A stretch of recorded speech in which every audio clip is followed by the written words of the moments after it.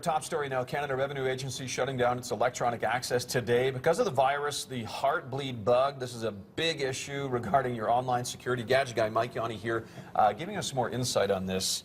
And this is a big deal. This is huge. So what exactly is the Heartbleed Bug? Okay, so probably the easiest way to describe this is I want to bring up a graphic here so everyone at home, because they'll be familiar with this. We all see HTTP. Now, sometimes there's an S in there, HTTPS. That S stands for secure. Yeah, basically, it's supposed to mean you're secure, yeah, right? So basically it means there is encryption software running on a website that's supposed to encrypt everything. So all the information that you're typing in, your passwords, usernames, and your personal information, number, all that stuff, right? all that kind of stuff. Yeah. So it's encrypted. It's basically hidden. No one can see it. It's all gobbledygook for someone who's trying to hack in. They can't.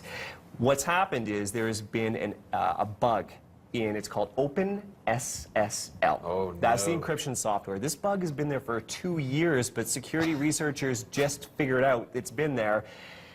It allows people to snoop and to actually see the information that's being transferred. Unencrypted. Okay. So it's a huge problem. This is scary, yeah. This affects about 66% of the web.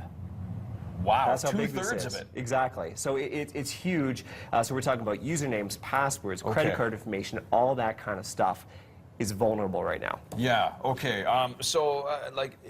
Okay, first of all, how do I protect myself to make sure I'm not a victim of someone ripping off my information? You know what, before we get to the now, I'll just tell you to kind of talk about the extent of this. So 60% of the web is vulnerable right now. So as of yesterday, some of the biggest sites out there, Flickr, PicMonkey, OkCupid, Slate, Eventbrite, US Magazine, Canada Revenue Agency, they were all affected. And you're asking, what can you do to see what's affected out there? There's actually, I just found this a few minutes ago. We'll bring up the BT computer here, and there's a URL you can go to. It's filippo.io/heartbleed. Now, the H in Heartbleed has to be a capital H. I'm not sure why that is. It has to be capital H. Everything else can be small. So it brings up this tool, and you can type in URLs to see what's affected and what's safe right now. So let's type in www.yahoo.com. And we'll see what happens. We're going to hit go. Yeah, click on go. And it's going to take a couple seconds, and it's going to test it out. It's running some There you go. sort of, all good. So Yahoo has now been fixed, apparently, because they were exposed. And another one that we just tried was PicMonkey. That's still vulnerable right now. So you can actually go to this tool. It's right on the bottom of your screen to see what sites are available.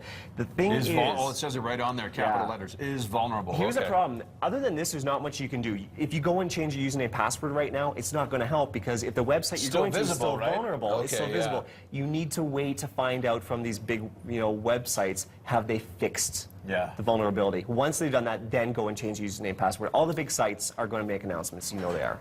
Oh, man, so the IT people are pulling out their hair today. No doubt. There you